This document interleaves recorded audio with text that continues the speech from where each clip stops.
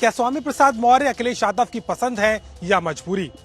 क्या स्वामी के बयानों के पीछे सपा की कोई राजनीति है? क्या अखिलेश यादव सब जान करके भी अनजान बन रहे हैं? क्या स्वामी प्रसाद मौर्य अब सपा में एक नई शुरुआत करने जा रहे हैं? नमस्कार, मैं हूं अभिषेक मिश्रा और आप देख रहे हैं यूपी तक।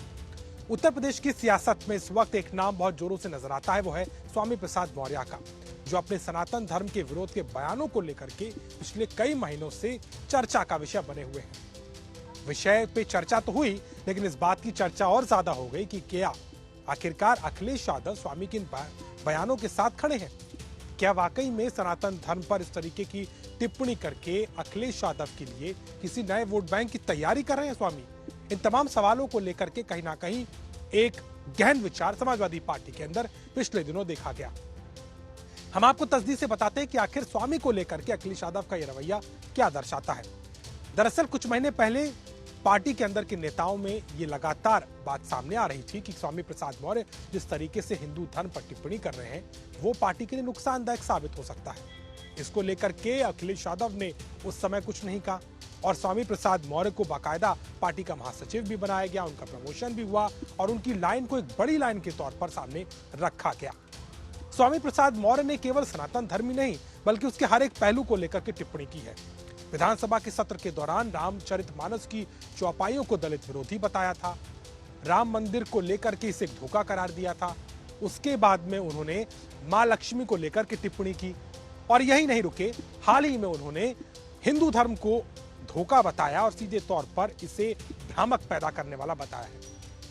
ये तमाम चीजें और ये तमाम बयान इस बात की ओर इशारा करते हैं कि स्वामी प्रसाद मौर्य समाजवादी पार्टी में कहीं ना कहीं एक अलग लाइन देने का काम कर रहे हैं। हद तो तब हो गई जब स्वामी प्रसाद मौर्य के बयान को लेकर के हाल ही में समाजवादी पार्टी कार्यालय में हुए ब्राह्मणों की महापंचायत में इस बात को सामने रखा गया और उसके बाद खुद पार्टी की जो सांसद हैं डिंपल यादव, उन्होंने भी इस बात को लेकर के संयम बरतने की बात कही। अखिलेश यादव ने इस बात को लेकर के संयम बरतने की बात को माना। लेकिन हाल ही में 2 दिन पहले जब स्वामी प्रसाद मौर्य का जब जन्मदिन था तो खुद अखिलेश यादव उनके कार्यक्रम में नजर आए, रक्तदान शिविर में पहुंचे, उनको बड़ा नेता करार दिया और साथ ही साथ उनकी लंबी राजनीति की बात की। अखिलेश यादव ने क्या कुछ कहा, पहले वो सुनिए। ये भगवान का कार्यक्रम है और भगवान से बड़े मुख्यमंत्री नहीं हो सकते। भगवान से बड़े कोई भी नहीं हो सकता, हम भी नहीं, आप भी नहीं, ना मुख्यमंत्री जी। और भगवान जिसको बुलाएंगे वो अपने आप दौड़ा चला जाएगा। और ये भी सही है कि भगवान किसको कब बुला ले ये भी किसी को नहीं पता। इतना करीब भगवान के हैं वो लोग, तो क्या उन्हें तारीख पता है? और अगर ये बातें मुख्यमंत्री जी कह रहे हैं तो इसका मतलब ये साबित कर रहे हैं कि भारतीय जनता पार्टी सूची बना रही है, कौन अतिथि होगा, कौन आएगा, कौन नहीं आएगा। ये भगवान का कार्यक्रम है, भगवान श्री राम का कार्यक्रम है, उसमें इन लोगों को ज्यादा हस्तक्षेप नहीं करना चाहिए। भगवान जिसको बुलाएंगे वो जाएंगे। आप जाएंगे? भगवान बुलाएंगे तो जाएंगे, और भगवान जब तुम्हारा बुलावा बुला लेंगे तो तुम क्या रुक पाओगे?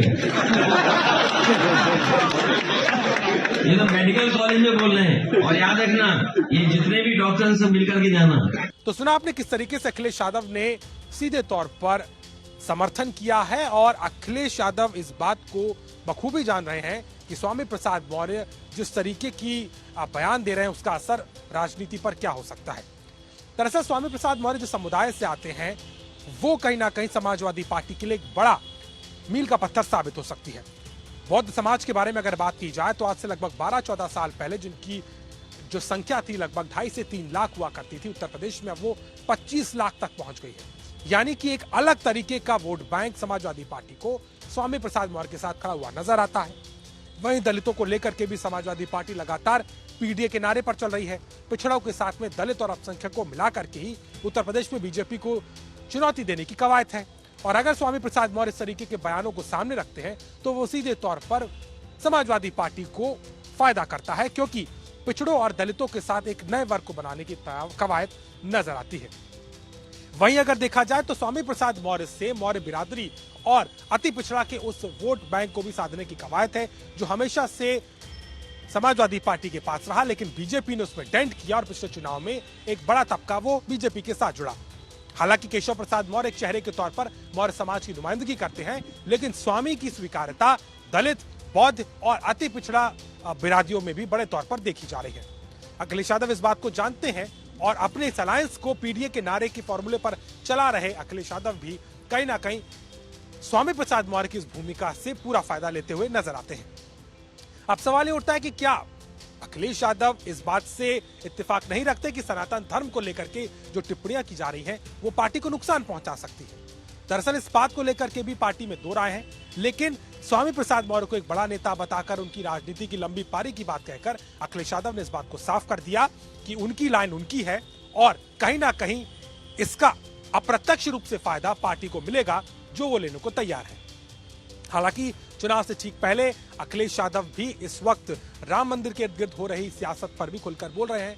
निमंत्रण और न्योते की राजनीति पर भी उन्होंने खुलकर इस बात को कहा, लेकिन स्वामी प्रसाद मौर्य के इस तरीके के समर्थन को लेकर के अब बीजेपी के नेता भी उन पर पलटवार करते नजर आते हैं। बीजेपी नेता मोहसिन रजा ने क्या कुछ कहा वो भी सुनिए। बिल्कुल सारा इत्तेफाक रखते हैं, यही इत्तेफाक है कि वो साथ में दिखाई दे रहे हैं, उनका जन्मदिन मना रहे हैं, बाकायदा तरीके से मना रहे हैं और लगातार उनसे सारे लोगों को अपमानित करा रहे हैं, देवी देवताओं को गालियां दिलवा रहे हैं और एक समाज के लोगों को गालियां दिलवा रहे हैं। तो ये अपने आप में अखिलेश यादव जी तो वो तुष्टीकरण की राजनीति के माहिर हैं, तो उन्हें तो ऐसे लोगों की जरूरत है और वो जो राजनीति कर रहे हैं पूरा देश देख रहा है और उसका जवाब उन्हें 2024 के चुनाव में मिल जाएगा जब हम 400 के पार जाएंगे। स्वामी उनकी जरूरत है कि मजबूरी है? मुझे लगता है कि ना उनकी वो जरूरत है ना उनकी मजबूरी है, लेकिन उनकी मजबूरी ये है कि उन्हें अपना राजनीतिक अस्तित्व बचाना है, क्योंकि पहले राम भक्तों पर गोली चलवाकर पार्टी की स्थापना की गई थी। अब पार्टी के अस्तित्व को बचाने के लिए उन्हीं लोगों को गालियां खिलवाकर पार्टी को बचाना है, ये है काम उनका। तो इस बात को सीधे तौर पर समझा जा सकता है कि स्वामी प्रसाद मौर्य की समाजवादी पार्टी में उपयोगिता, उनके बयानों के निष्कर्ष और सीधे तौर पर अगर देखें तो अखिलेश यादव का उनसे किराना ना करना इस बात को दिखाता है कि स्वामी प्रसाद मौर्य अब आगे भी अपनी पारी को बढ़ाते हुए समाजवादी पार्टी के साथ खड़े तो नजर आएंगे ही, लेकिन उनकी जो बयान है वो भी कहीं ना कहीं अब समाजवादी पार्टी के लिए आगे और आप समर्थन करते हुए नजर आ सकते हैं। ये बात जरूर है कि पार्टी के नेताओं में इस बात को लेकर के नाराजगी है, लेकिन अखिलेश यादव की मौजूदगी और उनके समर्थन ने इस बात को साफ कर दिया है कि वो एक सीनियर लीडर है और उनकी इस बयानों को उनके नजरिए से देखा जाए, लेकिन वो सीधे तौर पर उनके खिलाफ ना तो कुछ बोल रहे हैं और ना ही किसी एक्शन के मूड में फिलहाल पार्टी नजर आती है। यूपी में लोकसभा चुनाव के लिए बीजेपी लगातार बड़ा अभियान चला रही है। राम मंदिर के निर्माण के अलावा भी एक बड़ा आयोजन किया जा रहा है। बड़े संख्या में राम मंदिर से लोगों को पहुंचाने की, वहां दर्शन कराने की कवायद चली है, लेकिन इसके समानांतर में अगर देखा जाए तो स्वामी प्रसाद मौर्य के बयान कहीं ना कहीं 80% बनाम 20% तो कर ही रहे हैं, लेकिन उस 80% में भी ऐसे दलितों, अति पिछड़ों और बुद्ध वर्ग को जोड़ने की कवायद में नजर आते हैं, जिसका सीधा फायदा पार्टी चुनाव में देख रही है। और यही कारण है कि फिलहाल के तौर पर स्वामी प्रसाद मौर्य अखिलेश यादव की जरूरत भी नजर आते हैं, उनकी मजबूरी भी नजर आते हैं और उनको सम्मान देते हुए कहीं ना कहीं अखिलेश यादव फिलहाल के तौर पर खुलकर कुछ नहीं कह रहे। और फिलहाल की राजनीति में अगर देखें तो स्वामी प्रसाद मौर्य को लेकर के ना तो समाजवादी पार्टी ने कोई एक्शन दिया है और ना ही उस मूड में फिलहाल नजर आ रही है, क्योंकि लोकसभा चुनाव से पहले कहीं ना कहीं इन तमाम वर्गों को साथ रखना पार्टी की जरूरत है और इसी के इर्द गिर्द फिलहाल यूपी की राजनीति पूरे तौर पर नजर आती है और अखिलेश यादव भी इसी पूरे मूड में है और यही कारण है कि खुलकर कुछ नहीं कह रहे और स्वामी प्रसाद मौर्य को कहीं ना कहीं उनके साथ फिलहाल साझा तौर पर दिखाई देते हैं। लखनऊ से अभिषेक मिश्रा, यूपी तक।